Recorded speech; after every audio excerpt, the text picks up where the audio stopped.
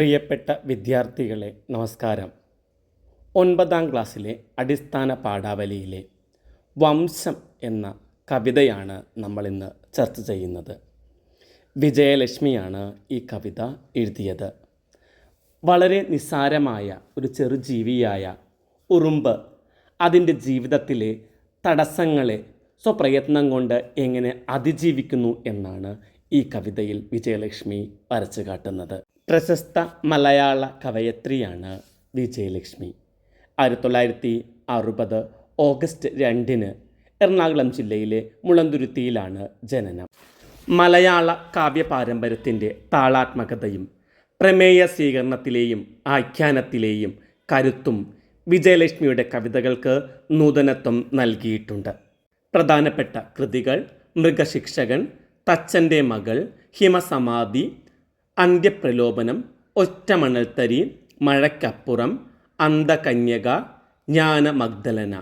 പുരസ്കാരങ്ങൾ: കേരള സാഹിത്യ അക്കാദമി പുരസ്കാരം, OV വിജയൻ സാഹിത്യ പുരസ്കാരം, പത്മപ്രഭ പുരസ്കാരം, ഉള്ളൂർ പുരസ്കാരം, P കുഞ്ഞിരാമൻ നായർ പുരസ്കാരം, ചങ്ങമ്പുഴ പുരസ്കാരം, വയലോപ്പിള്ളി പുരസ്കാരം. വിശപ്പുകൊണ്ട് വലഞ്ഞ ഒരു ചെറിയ ഉറുമ്പ് അടുപ്പിൻ പാതകത്തിൽ തെറിച്ച തേങ്ങാത്തരിയുമായി തൻ്റെ കൂട്ടിലേക്ക് പോകുന്ന കാഴ്ചയാണ് വംശം എന്ന കവിതയിൽ വിജയലക്ഷ്മി അവതരിപ്പിക്കുന്നത്. എന്തെങ്കിലും കഴിക്കാൻ കിട്ടുമോ എന്നന്വേഷിച്ച് അടുക്കളയിലേക്ക് എത്തിയതാണ് ഒരു കുഞ്ഞുറുമ്പ്. ആളിക്കത്തുന്ന അടുപ്പിനരികിൽ നിന്ന് ഒരു തേങ്ങാത്തരിയെ പൂവ് പോലെ കൊമ്പിൽ എടുത്തുയർത്തി ഉറുമ്പ് നടന്നു പോവുകയാണ്. ഇത് കാണുന്ന കവയത്രിക്ക് അധ്വാനിക്കുന്ന ഒരു ചുമട്ടുതൊഴിലാളി സ്ത്രീയെയാണ് ഓർമ്മ വരുന്നത്. തൻ്റെ കുടുംബത്തിനായി പകലന്തിയോളം പണിയെടുക്കുന്ന കുടുംബിനിയായ ഒരു ചുമട്ടുതൊഴിലാളി. പാരം വിശപ്പാൽ കുഴങ്ങുമുറുമ്പൊന്നു പ്രാതലിനെത്തിയടുപ്പുമുക്കിൽ പാതകത്തിന്മേൽ തെറിച്ച തേങ്ങാത്തരി പൂപോൽ കൊമ്പിലെടുത്തുയർത്തി പൂവുകയാണാറുകാലുകൾ ചന്തമായി താളത്തിൽ വെച്ചു തിരക്കുകൂട്ടി. പ്രഭാത ഭക്ഷണത്തിനായി ഒരു ഉറുമ്പ് അടുക്കളയിലേക്ക് വരുന്നു. അടുപ്പിൻ പാതകത്തിൽ തെറിച്ച തേങ്ങാത്തരി ഒരു പൂവ് പോലെ തൻ്റെ കൊമ്പിൽ എടുത്തുയർത്തി ചന്തത്തിൽ 6 കാലുകളും കൊണ്ട് ധൃതിയിൽ ഉറുമ്പ് നടന്നു പോകുന്നു. ആ ഉറുമ്പിൻ്റെ ജീവിതത്തിലേക്ക് എത്തി നോക്കുകയാണ് ഈ കവിതയിൽ. പെരുമഴക്കാലത്ത് തൻ്റെ സഹോദരങ്ങൾക്കൊപ്പം രുചിയോടെ കഴിക്കാനാണ് ഈ തേങ്ങാത്തരി കൊണ്ടുപോകുന്നത്. ആ ഉറുമ്പിന് വിശപ്പുണ്ട്, പക്ഷേ അവൾ തിന്നുന്നില്ല. കാരണം ഒരു പെരുമഴക്കാലമാണ് വരാനിരിക്കുന്നത്. അപ്പോൾ ഒന്നും കിട്ടാനുള്ള സാധ്യതയില്ല. നാളത്തേക്ക് വേണ്ടിയുള്ള കരുതി വെക്കലിനാണ് ഉറുമ്പ് പ്രാധാന്യം നൽകുന്നത്. ഈ വരികളിൽ തേങ്ങാത്തരി പൂ പോലെ കൊമ്പിലെടുത്ത് ഉയർത്തുന്ന ആ സദൃശ്യകൽപ്പന വളരെ മനോഹരമായിട്ടുണ്ട്. തേങ്ങാത്തരി പൂവ് പോലെ കൊമ്പിലെടുത്ത് ഉയർത്തുന്ന ഉറുമ്പ്. 6 കാലുകൾ ചന്തത്തിൽ താളത്തിൽ തിരക്ക് കൂട്ടി എന്നിങ്ങനെ ഉറുമ്പിൻ്റെ നടത്തത്തെ വർണ്ണിച്ചിരിക്കുന്നതും വളരെ മനോഹരമായിട്ടുണ്ട്. 6 കാലുകൾ ചന്തത്തിൽ താളത്തിൽ തിരക്ക് കൂട്ടി എന്നിങ്ങനെ ഉറുമ്പിൻ്റെ നടത്തത്തെയാണ് വർണ്ണിച്ചിരിക്കുന്നത്. പേമഴ എന്നാൽ കനത്ത മഴ അല്ലെങ്കിൽ പെരുമഴ എന്നെല്ലാം അർത്ഥം. പേമഴക്കാലത്ത് തൻ്റെ സഹോദരങ്ങൾക്ക് സ്നേഹവും കരുതലും നൽകുകയാണ് ഈ കുഞ്ഞുറുമ്പ്. പേമഴക്കാലത്ത് തൻ്റെ സഹോദരർക്ക് സ്നേഹവും കരുതലുമാണ് ഈ ഉറുമ്പ് കാത്തുവെക്കുന്നത്. എണ്ണമിനുങ്ങും മുഖത്തെന്തു ഗൗരവം, എള്ളുടൽക്കെന്തൊരു സൗകുമാര്യം.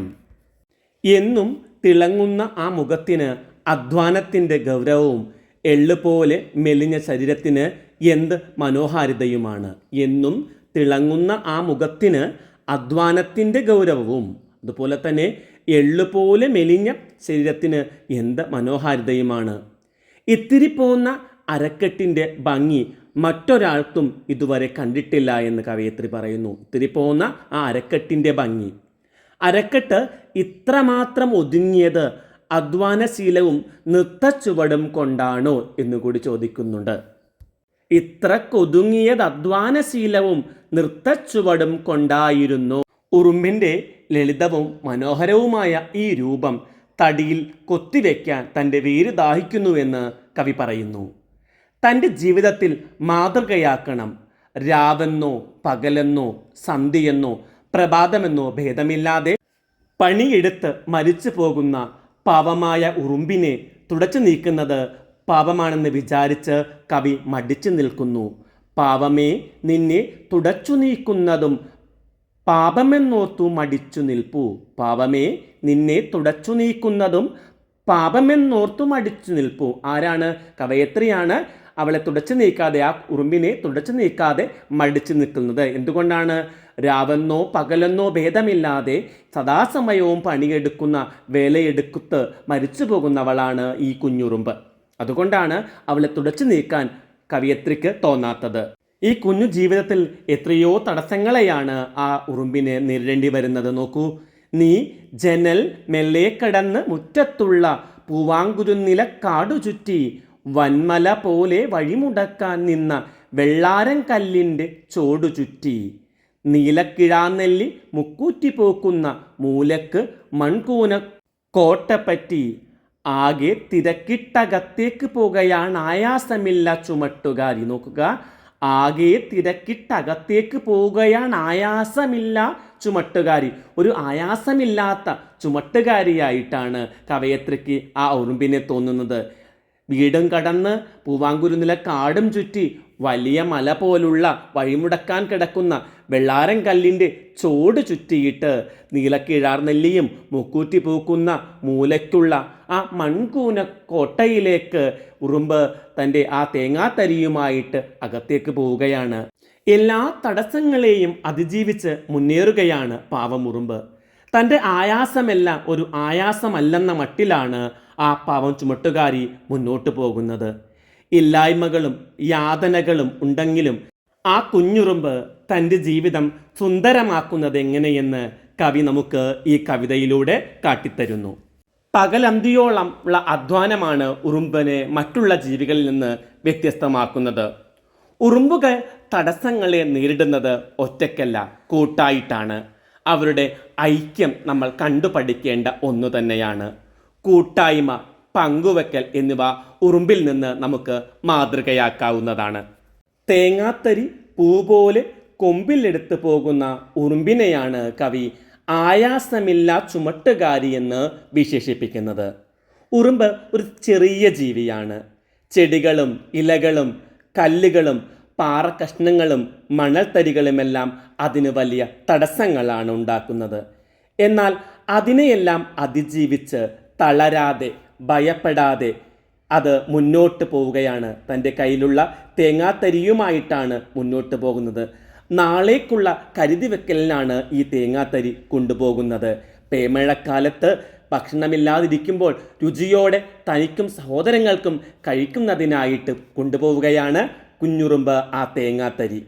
ആയാസങ്ങളെ അനായാസമായി മറികടക്കുന്നത് കൊണ്ടാണ് ആയാസമില്ല ചുമട്ടുകാരി എന്ന് വിശേഷണം ഉറുമ്പിന് കവി നൽകിയിരിക്കുന്നത്. ഉറുമ്പിൻ്റെ പ്രവൃത്തിയെ ജീവിത മാതൃകയാക്കാം എന്ന് കവിക്ക് തോന്നിയത് എന്തുകൊണ്ടാവും? നിങ്ങളുടെ അഭിപ്രായം സമർത്ഥിക്കുക. എണ്ണ തേച്ച് മിനുക്കിയതുപോലുള്ള മുഖസൗന്ദര്യവും എള്ളുപോലെ മെലിഞ്ഞ ശരീരവും സൗകുമാര്യവും എല്ലാം ചേർന്ന ഉറുമ്പിൻ്റെ ചന്തം കവി വർണ്ണിച്ചിട്ടുണ്ട്. മരത്തിൽ കൊത്തിവെക്കുന്നത് പോലെ തൻ്റെ ജീവിതത്തിൽ ആ ഉറുമ്പിനെ കൊത്തിവെക്കണം, അല്ലെങ്കിൽ മാതൃകയാക്കണമെന്ന് കവി ആഗ്രഹിക്കുകയാണ്. എന്തുകൊണ്ടാണ് അങ്ങനെ ആഗ്രഹിക്കുന്നത്? രാപകൽ ഭേദമില്ലാതെ അധ്വാനവും യാതൊരു തരത്തിലുള്ള സ്വാർത്ഥതയുമില്ലാതെ തൻ്റെ സഹോദരങ്ങൾക്കായി ആ തേങ്ങാത്തരി മാറ്റിവെക്കുന്നതും അവളുടെ സൗന്ദര്യവുമാണ് കവിയെ ആകർഷിക്കുന്നത്. രണ്ടാമത്തെ ചോദ്യം, ഉറുമ്പുകളോടുള്ള കവിയുടെ കരുതലും അനുതാപവും നമുക്ക് നൽകുന്ന തിരിച്ചറിവുകൾ എന്തെല്ലാം? പരിശോധിക്കുക. വിശപ്പ് കൊണ്ട് വലഞ്ഞ ഉറുമ്പ് അടുപ്പിൻ പാതകത്തിൽ തെറിച്ച തേങ്ങാത്തരിയുമായി തൻ്റെ കൂട്ടിലേക്ക് പോകുന്ന കാഴ്ചയാണ് വംശം എന്ന കവിതയിൽ കവയത്രി അവതരിപ്പിക്കുന്നത്. രാവെന്നോ പകലെന്നോ സന്ധ്യയെന്നോ പ്രഭാതമെന്നോ ഭേദമില്ലാതെ പണിയെടുത്ത് മരിച്ചു പോകുന്ന പാപമായ ഉറുമ്പിനെ തുടച്ചു നീക്കുന്നത് പാപമാണെന്ന് കവയത്രി വിചാരിക്കുന്നു. ഭൂമിയിൽ മനുഷ്യന് മാത്രമല്ല ജീവിക്കാൻ അവകാശമുള്ളത്. എല്ലാ ജീവജാലങ്ങൾക്കും, ചെറു ജീവജാലങ്ങൾക്ക് പോലും ജീവിക്കാനുള്ള അവകാശമുണ്ട്. ശ്രീനാരായണ ഗുരുദേവൻ പ്രാർത്ഥിക്കുന്നത് താൻ മൂലം ഒരു ഉറുമ്പിന് പോലും പീഡയുണ്ടാവരുതെന്നാണ്. ഉറുമ്പ് ചെറിയ ജീവിയാണെങ്കിലും ആ ജീവനോട് ആദരവ് നാം കാണിക്കേണ്ടതാണ്. ഒരു ജീവിയെയും ഉപദ്രവിക്കരുതെന്ന സന്ദേശവും ഈ കവിതയിൽ ഉണ്ട്. എല്ലാ ജീവജാലങ്ങളും നിലനിൽക്കുമ്പോഴാണ് ഭൂമി മനോഹരമായി തീരുന്നത്. മൂന്നാമത്തെ ചോദ്യം, ഉറുമ്പുകളുടെ വംശമഹത്വം അന്വേഷിക്കുന്നതിലൂടെ കവി പറയാൻ ശ്രമിക്കുന്ന വസ്തുതകൾ എന്തെല്ലാം? ഉറുമ്പിൻ്റെ അധ്വാനശീലത്തെക്കുറിച്ചാണ് ആദ്യം കവി പറയുന്നത്. യാതൊരു മടിയുമില്ലാതെ അധ്വാനിക്കുന്ന ഒരു ചുമട്ടുതൊഴിലാളി സ്ത്രീയോടാണ് കവി ഉറുമ്പിനെ സാദൃശ്യപ്പെടുത്തുന്നത്.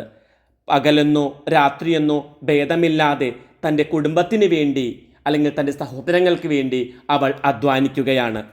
ഇന്നത്തേക്ക് വേണ്ടിയല്ല അവർ ശേഖരിക്കുന്നത്, നാളെ പേമഴക്കാലത്ത് രുചിയോടെ കഴിക്കുന്നതിന് വേണ്ടിയാണ് ആ തേങ്ങാത്തരിയുമായി ഉറുമ്പ് മുന്നോട്ട് പോകുന്നത്. തൻ്റെ മുന്നിലുള്ള തടസ്സങ്ങളെ അനായാസമായി നേരിടുകയാണ് ആ ഉറുമ്പ്. കൂട്ടമായി ജീവിക്കുന്ന ഉറുമ്പുകൾ ഇണങ്ങി സഹകരിച്ച് ജീവിക്കുന്നു. മനുഷ്യന് ഈ മാതൃക പിന്തുടരാവുന്നതാണ്. അധ്വാനിച്ച് സന്തോഷം പങ്കുവച്ച് ജീവിക്കണം. യുദ്ധങ്ങളും കലഹങ്ങളും ഒന്നുമില്ലാത്ത ഒരു മനുഷ്യവംശം ഉണ്ടാകണമെന്നാണ് കവി ആഗ്രഹിക്കുന്നത്. അങ്ങനെയായാൽ മാത്രമേ നമ്മുടെ ലോകം സുന്ദരമാവുകയുള്ളൂ. അടുത്ത ചോദ്യം, പേമഴക്കാലത്ത് സ്വാദുവാമിത്തരി സോദരർ കൊത്താസ്വദിക്കേ നല്ലു. വിജയലക്ഷ്മി. പദാർത്ഥനിരതൻ പ്രകൃതിജഭാവം പരസ്പരാകർഷം പ്രാണികുലത്തിൻ പരമാത്മഗുണം പരസ്പര പ്രേമം. പ്രേമസംഗീതം ഉള്ളൂർ എസ് പരമേശ്വരയ്യർ. രണ്ട് കാവ്യഭാഗങ്ങളിലെയും ജീവിത ദർശനം താരതമ്യം ചെയ്ത് കുറിപ്പ് തയ്യാറാക്കുക. സ്വന്തം വിശപ്പ് പോലും മാറ്റിവെച്ച് പെരുമഴക്കാലം എത്തുമ്പോൾ സഹോദരോടൊപ്പം ആസ്വദിച്ച് കഴിക്കാനാണ് ഉറുമ്പ് തേങ്ങാത്തരിയുമായി പോകുന്നത്. പ്രകൃതിയിലെ ജീവജാലങ്ങളുടെ നൈസർഗിക സ്വഭാവം പരസ്പരമുള്ള ആകർഷണമാണ്, വികർഷണമല്ല. ഇതാണ് യാഥാർത്ഥ്യം. വംശത്തിൻ്റെ നിലനിൽപ്പിന് ഇത് അത്യന്താപേക്ഷിതമാണ്. ഭൂമിയിലെ ഏക മതം സ്നേഹമാണ് എന്നാണ് ഉള്ളൂർ പ്രേമസംഗീതത്തിലൂടെ പറയുന്നത്. പരസ്പര സ്നേഹത്തിൻ്റെ, പങ്കുവെക്കലിൻ്റെ, സഹകരണത്തിൻ്റെ ചിത്രമാണ് രണ്ട് കവികളും ഇവിടെ വരച്ചിടുന്നത്. ഉറുമ്പുകളുടെ സ്നേഹത്തിൽ നിന്ന്, പങ്കുവെക്കലിൽ നിന്ന് പാഠങ്ങൾ നമുക്ക് പഠിക്കേണ്ടതായിട്ടുണ്ട്. പ്രകൃതിയിലെ ഓരോ വസ്തുവും പരസ്പര സ്നേഹത്തിൻ്റെ, സന്ദേശത്തിൻ്റെ പാഠങ്ങളാണ് നൽകുന്നത്. അടുത്ത ചോദ്യം, ജീവിതത്തെ സുന്ദരമാക്കാൻ സഹായിക്കുന്ന എന്തെല്ലാം നൈപുണികളാണ് ഉറുമ്പിൽ കവി കാണുന്നത്? ഏറ്റവും പ്രധാനപ്പെട്ട നൈപുണി ഉറുമ്പിൻ്റെ അധ്വാനശീലം തന്നെയാണ്. നമുക്കും ലോകത്തിനും പുരോഗതി ഉണ്ടാകണമെങ്കിൽ രാവെന്നോ പകലെന്നോ ഭേദമില്ലാതെ മടിയില്ലാതെ നമ്മൾ പണിയെടുക്കേണ്ടിയിരിക്കുന്നു. അങ്ങനെ അധ്വാനിക്കുന്നതിലൂടെ നമുക്ക് വലിയ വിജയം കൈവരിക്കാനാകും. മറ്റൊരു സന്ദേശം സഹകരണത്തിൻ്റെയും പങ്കുവെക്കലിൻ്റേതുമാണ്. കിട്ടുന്ന ആഹാരം തൻ്റെ കൂട്ടുകാർക്കായി അല്ലെങ്കിൽ സഹോദരങ്ങൾക്കായി മാറ്റിവെക്കുകയാണ് ആ കുഞ്ഞുറുമ്പ്. ആ കുഞ്ഞു തരിയുമായി തൻ്റെ കൂട്ടിലേക്കെത്തുന്ന ഉറുമ്പ് നിരവധി തടസ്സങ്ങളെ നേരിട്ടുകൊണ്ടാണ് മുന്നോട്ടെത്തുന്നത്. ആ തടസ്സങ്ങളെ ഒറ്റയ്ക്ക് സ്വപ്രയത്നത്താലാണ് അത് നേരിടുന്നത്. നമുക്കും ജീവിതത്തിൽ നിരവധി തടസ്സങ്ങളെ നേരിടേണ്ടി വരും. ഈ തടസ്സങ്ങളെ തരണം ചെയ്യാനുള്ള നൈപുണികൾ നാം ആർജിച്ചെടുക്കേണ്ടതാണ്. ഉറുമ്പിൻ്റെ ജീവിതം നമുക്കതിന് മാതൃകയാക്കാവുന്നതാണ്. വംശം എന്ന കവിതയ്ക്ക് ഒരു ആസ്വാദന കുറിപ്പ് തയ്യാറാക്കുക. വിശപ്പ് കൊണ്ട് വലഞ്ഞ അടുപ്പിൻ പാതകത്തിൽ തെറിച്ച ഒരു തേങ്ങാത്തരിയുമായി തൻ്റെ കൂട്ടിലേക്ക് പോകുന്ന കാഴ്ചയാണ് വംശം എന്ന കവിതയിൽ കവയത്രി അവതരിപ്പിക്കുന്നത്. പ്രാതലിനുള്ള ഭക്ഷണം തേടിയാണ് ഉറുമ്പ് എത്തിയത്. തേങ്ങാത്തരി കിട്ടിയപ്പോൾ വിശപ്പുണ്ടെങ്കിലും അതൊന്ന് രുചിച്ചുപോലും നോക്കാതെ തൻ്റെ സഹോദരന്മാർക്കായി മാറ്റിവെക്കുകയാണ് ആ കുഞ്ഞുറുമ്പ്. രാത്രിയെന്നോ പകലെന്നോ സന്ധ്യയെന്നോ പ്രഭാതമെന്നോ വ്യത്യാസമില്ലാതെ ഉറുമ്പ് തൻ്റെ ജോലികളിൽ മുഴുകുന്നു. ഉറുമ്പിൻ്റെ സ്വാർത്ഥതയില്ലാത്ത സ്നേഹവും സഹോദരന്മാരോടുള്ള കരുതലും രാപകലില്ലാത്ത അധ്വാനവും നമുക്ക് മാതൃകയാക്കാവുന്നതാണ്. തേങ്ങാത്തരി പൂ പോലെ കൊമ്പിലെടുത്ത് ഉയർത്തുന്ന സാദൃശ്യ കൽപ്പന വളരെ മനോഹരമായിട്ടുണ്ട്. ആറുകാലുകൾ ചന്തത്തിൽ, താളത്തിൽ, തിരക്ക് കൂട്ടി എന്നിങ്ങനെ ഉറുമ്പിൻ്റെ നടത്തത്തെ വർണ്ണിച്ചിരിക്കുന്നതും മനോഹരമായിട്ടുണ്ട്.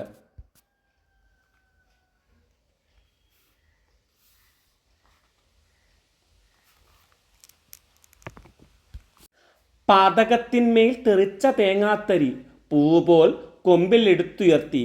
ഈ വരികളിൽ ആദ്യത്തെ അക്ഷരം രണ്ട് വരിയിലും ഒരുപോലെയാണ്. അതുപോലെ തന്നെ ത എന്ന അക്ഷരത്തിൻ്റെ ആവർത്തനം കവിതയ്ക്ക് ഭംഗിയും നൽകുന്നുണ്ട്. പൂപോൽ കൊമ്പിലെടുത്തുയർത്തി എണ്ണ മിനുങ്ങും മുഖം, എള്ളുടൽ, പൂവാങ്കുരുനിലക്കാട്, മൺകൂനക്കോട്ട തുടങ്ങിയ പ്രയോഗങ്ങൾ കവിതയ്ക്ക് ഭംഗി നൽകുന്നു. ഉറുമ്പിൻ്റെ ശരീരം ഇത്ര കൊതുങ്ങിയത് അധ്വാനശീലം കൊണ്ടാണോ നൃത്തം ചെയ്തിട്ടാണോ എന്ന് കവി ചോദിക്കുന്നുണ്ട്. അവതരണ ഭംഗി കൊണ്ടും ആശയ വൈപുല്യം കൊണ്ടും എടുത്തു പറയേണ്ട ഒരു കവിതയാണ് വിജയലക്ഷ്മിയുടെ വംശം. ഉറുമ്പ് എന്ന ചെറുജീവിയുടെ ജീവിതത്തിൽ നിന്ന് നാം മാതൃകയാക്കേണ്ട ചില ജീവിത പാഠങ്ങളാണ് കവി ഈ കവിതയിലൂടെ നമുക്ക് പങ്കുവയ്ക്കുന്നത്. ഇന്നത്തെ ക്ലാസ് നമുക്ക് ഇവിടെ അവസാനിപ്പിക്കാം. മറ്റൊരു ക്ലാസ്സുമായി കാണും വരെ എല്ലാവർക്കും നന്ദി, നമസ്കാരം. ക്ലാസ് ഇഷ്ടമായെങ്കിൽ ലൈക്കും ഷെയറും കമൻറ്റും എല്ലാം പ്രതീക്ഷിക്കുന്നു. ഒരിക്കൽ കൂടി നന്ദി, നമസ്കാരം.